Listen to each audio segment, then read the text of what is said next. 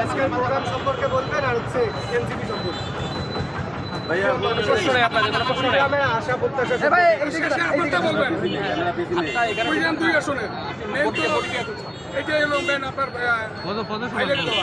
আচ্ছা, আমরা জানেন যে বাংলাদেশের জুলাই অভ্যুত্থানের 1 বছর শুরু হয়েছে। আমরা দেখেছি যে জুলাই অভ্যুত্থানের যে ধারণা ছিল, আকাঙ্ক্ষা ছিল যে মানুষের মধ্যে একটা মুক্তি আসবে, এই বাংলাদেশের পরিবর্তন হবে। এই বাংলাদেশ পরিবর্তনের জন্য যে জায়গাটা পরিবর্তন করা দরকার সেটার নাম হচ্ছে সংবিধান।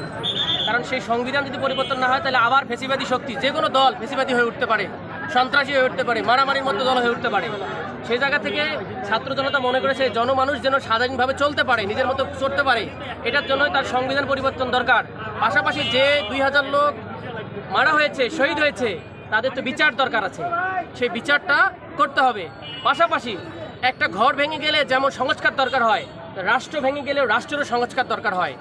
রাষ্ট্রের যদি সংস্কার না করা হয়, এই ভাঙা রাষ্ট্র দিয়ে পানি ফুটা যেরকম পড়তে পারে ঘরের মধ্যে, সেরকম রাষ্ট্রের সব জায়গায় নষ্ট হয়ে যেতে পারে, টাকা চুরি হয়ে যেতে পারে, আবার আমাদের অনেক জায়গায় ক্ষতিগ্রস্ত হতে পারে।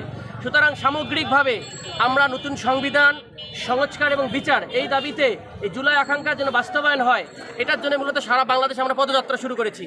গতকাল আমরা আবু সাঈদের কবর জিয়ারতের মাধ্যমে শুরু করেছি এবং রংপুরে আমরা সব পথসভা করেছি। আজকে রংপুর থেকে আমাদের অলরেডি আমাদের নেতারা আসতেছেন, কুড়িগ্রাম হয়ে তারা লালমনিরহাট পথসভা আজকে করবেন, এরপরে আগামী দিনে অন্যদিকে চলে যাবেন। আমাদের বিশ্বাস এই যে পথসভাটা আমরা করতেছি, এটার মাধ্যমে শুধুমাত্র আমাদের দাবি না, বরং যে যে অঞ্চলে যাচ্ছি সে অঞ্চলের মানুষের যে দুর্দশা, যে বৈষম্যহীন বাংলাদেশ গড়ার যে একটা স্পিরিট, আমরা যদি বৈষম্য শিকারের কথা বলি, তা কুড়িগ্রাম হচ্ছে বৈষম্যের নাম্বার 1 জেলা যেখানে বৈষম্য শিকার হয়েছে। আমাদেরকে পিছিয়ে রাখা হয়েছে, নয় পিছিয়ে পড়া। আমাদের লোকজনকে কিছুই দেয়া হয় নাই। আমরা কেন 63 নম্বর জেলা থাকবো? কেন আমার গতিয়া স্বামীর ঘর ভেঙে যাবে নদীতে? কেন চোরবালা লোকগুলোর মধ্যে স্কুল থাকবে না? কেন আমার হসপিটালে ডাক্তার থাকবে না? কেন আমার লোকজনের কর্মসংস্থান থাকবে না? এইগুলা এই অঞ্চলের মানুষের ন্যায্য দাবি, এবং এটা বৈষম্যহীন বাংলাদেশ গড়তে গেলে কুড়িগ্রামকে বৈষম্যহীন সবার আগে করতে হবে।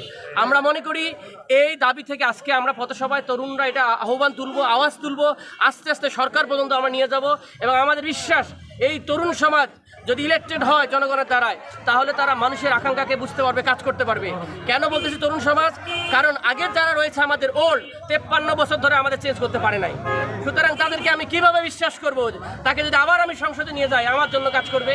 এখন ভাগ বটোয়ারা রাজনীতি করে ফেলবে তারা, কারণ তারা সব সিস্টেম জানে কিভাবে চুরি বাটপাড়ি করতে হয়। তো সেই জায়গা থেকে আমাদের এখান থেকে আহ্বান থাকবে, আমরা নিজে দাবি করব, এবং আমি যে আতিক মুজাহিদ আমি নিজেও দাবি করতেছি, এবং আমরা কাজ করে যাব।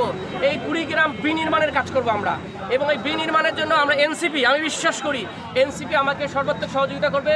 এবং নাহিদ ইসলাম আমাকে জিজ্ঞেস করেছে, ভাই আপনার এলাকায় কী কী সমস্যা, আমি এগুলো বলেছি। আশা করি ওনারা তার মুখ থেকে, জাতীয় নেতার মুখ থেকে আমরা শুনতে পাবো যে এই কুড়িগ্রামের মানুষ বঞ্চিত কীভাবে দূর হবে আর কি।